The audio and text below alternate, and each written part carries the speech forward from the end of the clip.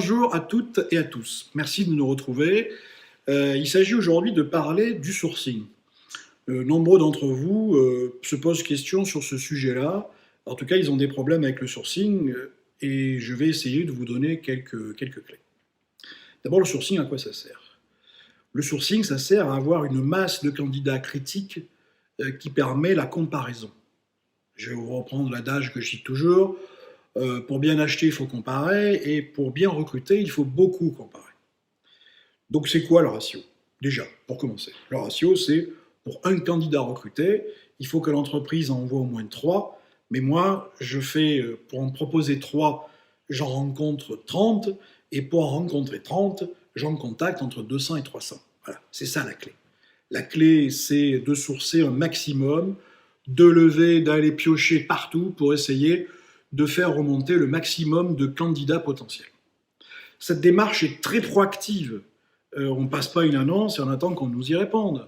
On sait bien les annonces, comment ça se passe. Des fois, vous passez une annonce, vous avez 10 réponses, et puis sur les 10 réponses, il y en a 9 qui ne correspondent même pas à ce que vous cherchez. Et les 10 réponses, c'est bien déjà, parce que des fois, vous n'avez que 2 ou 3. Alors. Donc l'annonce, je me méfie, moi. Donc du coup, j'en fais plus. Donc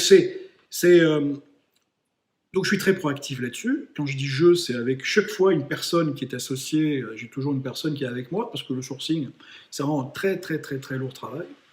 Donc ça ne peut pas se faire à deux. Et puis le sourcing, il faut aller vite. Parce qu'il y a des gens qui sont à l'écoute du marché, et il faut passer devant les concurrents. Il y a plein de concurrents, de cabinets qui cherchent aussi. On n'est pas tout seul. Donc il faut effectivement avoir une démarche très rapide. Donc non seulement massive, mais aussi rapide.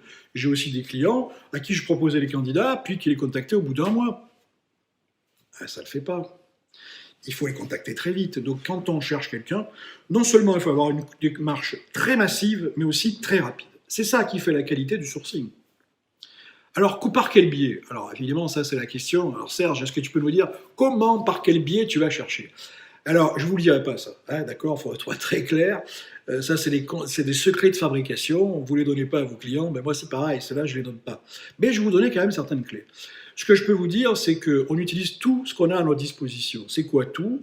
C'est des fichiers dont on dispose, c'est tous les réseaux sociaux, mais ces fois, c'est des entreprises que l'on trouve, parce que j'ai des fichiers type...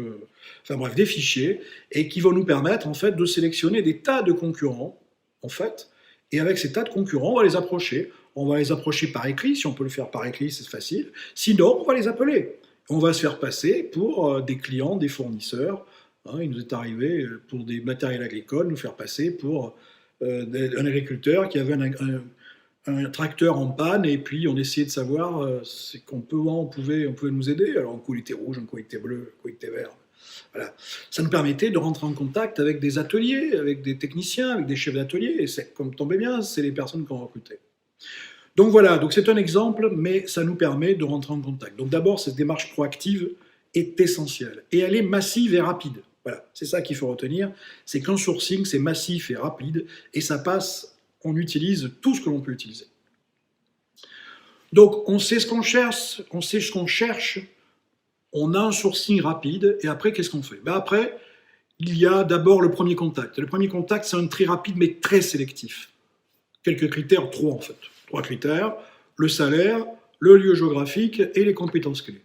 Lieu géographique, le gars, il faut que cette personne habite 3/4 d'heure, 1 heure, une demi-heure, ça dépend un petit peu les endroits, du lieu de travail, voilà. Donc ça, c'est la première des choses.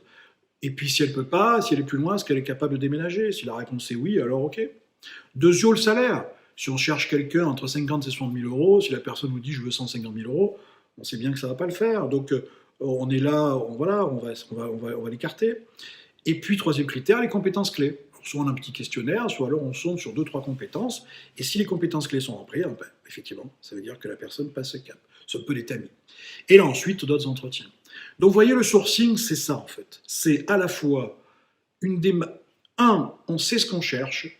2, on fait une démarche de proactive, massive et très rapide. Donc c'est pour ça qu'on est plusieurs et qu'on démultiplie tous les modes de communication qui sont à notre disposition.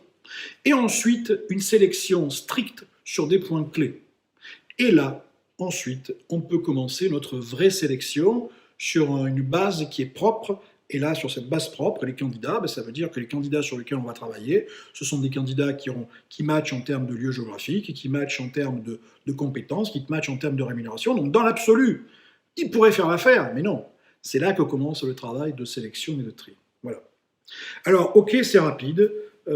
C'est effectivement une vidéo qui est rapide, mais qu'est-ce qui vous a parlé dans cette vidéo? Avec quoi vous repartez?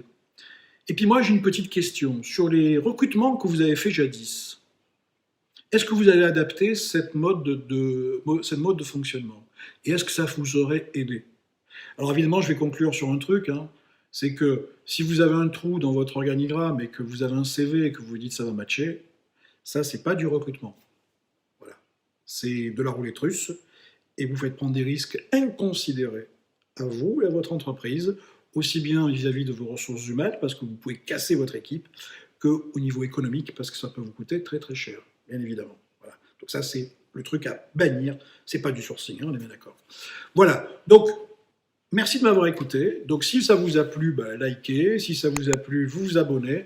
En tout cas, je vous dis à bientôt, puisqu'il y aura une autre vidéo sur l'un des sujets liés à la vie de l'entreprise et aux ressources humaines, que ce soit le recrutement, le coaching ou la formation.